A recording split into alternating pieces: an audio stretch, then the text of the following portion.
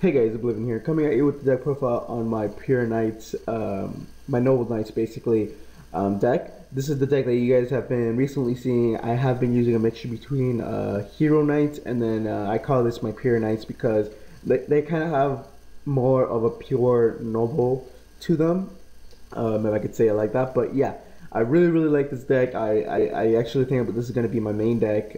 I don't know which one. I kind of like I like this one the best just because I feel like this one has a lot of consistency, and it's just I feel like it's like way better than the Hero one.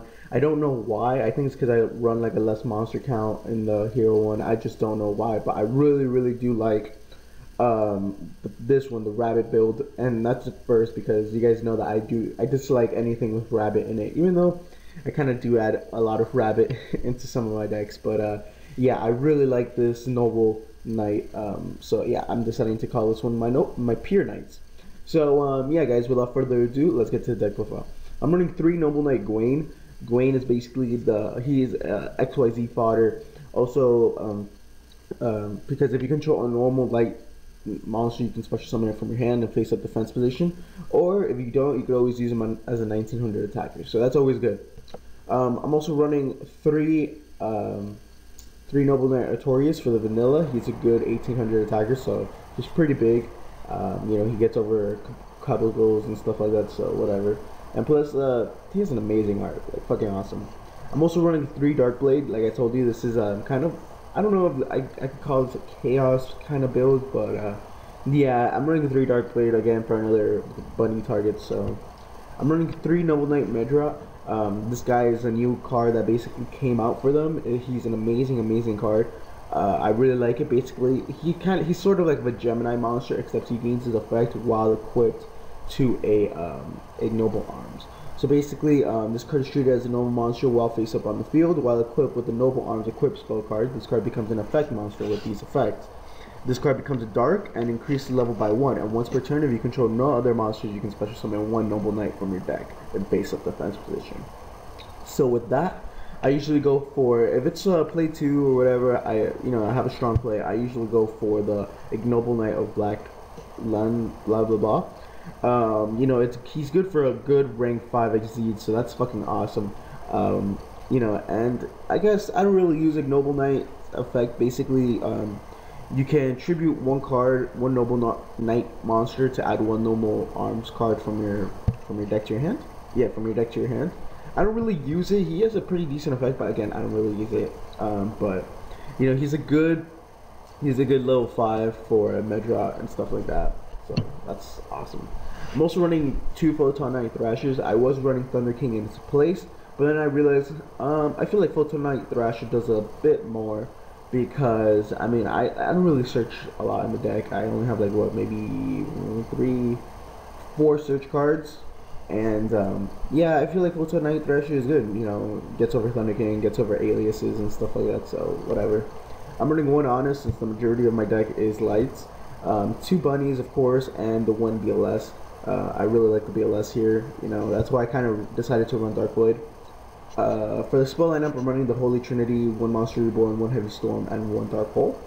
I'm also running one Rhoda, two Duality, and for the Noble Arms, I'm running two Gallatin, two this, and one Caliburn. My favorite one is actually Gallatin because it increases it by 1,000, and it gets over Darkblade becomes a 2800, and Gwaine becomes a 2900, and if you do it to an XYZ like Blade Armor, he becomes a 3200. So, that could attack twice. So that's really fucking good. I really like that. But I only decided to run two, mostly because I am running a search for, for the Noble Arms. I'm running two Noble Arms. Most people don't decide not to even run MST in this deck because of this card. Basically, you could equip it to a warrior type monster, of course, and it loses 500 attack permanently, and you pop a set card. Set card, that means back row or monster. So no fear with Raikou and all that type of stuff. But I decided to run MST in this deck just because I like the extra back row hate. So two of them. He's one of the better Noble Arms, and then one Caliburn. I really don't like Caliburn at all. except he's there for like the 500 attack boost, and then you know you gain 500 attack. I'm sorry, 500 life points.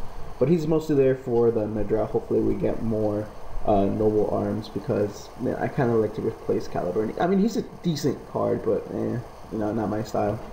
For the searcher for the for the spell noble arms, I am running one hidden armory.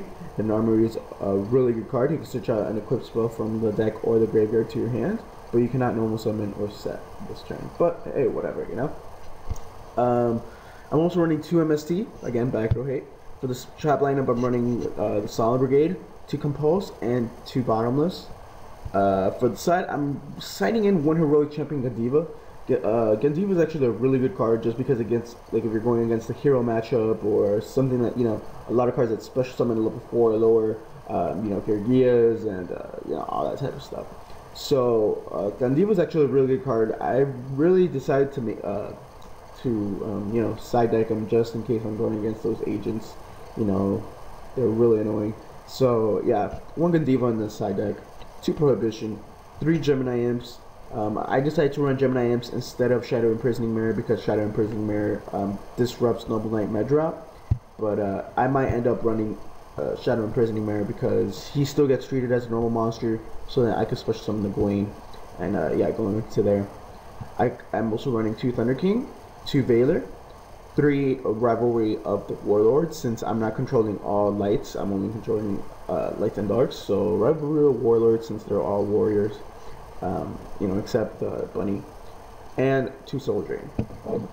For the extra deck, I'm running 2 Blade Armor Ninja, 2 Heroic Champion Excalibur, 3 Artorias, no King of the Noble Knights. If you guys don't know what this does, basically when this card is XYZ summoned, you can target up to 3 Noble Arms equipped spell cards with different names in your graveyard. So let's say you have the Gallatin, the whatever, and the Caliburn. His attack goes all the way to 35 with the Caliburn and the Gallatin. So that's really, really good. And you know, you get free pop destruction and stuff like that. And equip those targets to this target. Once per turn, you can detach 1 XYZ material from this card. Destroy any number of spell and trap cards on the field up to the number of noble arms equipped to this card. So he's really, really fucking good. You don't even have to use, you know, the black one. Okay, I'm not saying that name. I'm also running 1 Gaga Cowboy. Actually, now that I realize it, I should really take out the Gaga Cowboy for the Photon Knight Palladius, but I didn't realize it before. So yeah, this is probably going to turn into a Photon Knight Palladius right now. 1 Maestroke, 1 number 50 Black Ship of Corn, Photon Purple Operative, number 39 Utopia, Shockmaster, 1 Orbobos, and 1 Aegis Keeper of Armageddon, and 1 Volcanosaurus.